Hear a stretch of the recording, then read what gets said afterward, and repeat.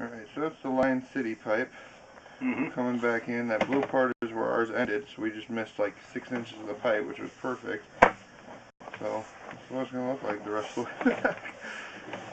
Oh, it's all nice and clean. Yeah. No one gets to use the bathroom anymore. No. There's a little bit of nastiness in the bottom when I cut out the remote start. Yeah. And you'll see the spot where we cut it out, and it's kind of dirty because it's all stained from splashing stuff around. But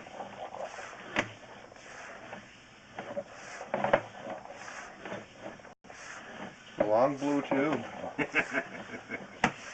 That's what we like. I don't see any roots. Done with all that.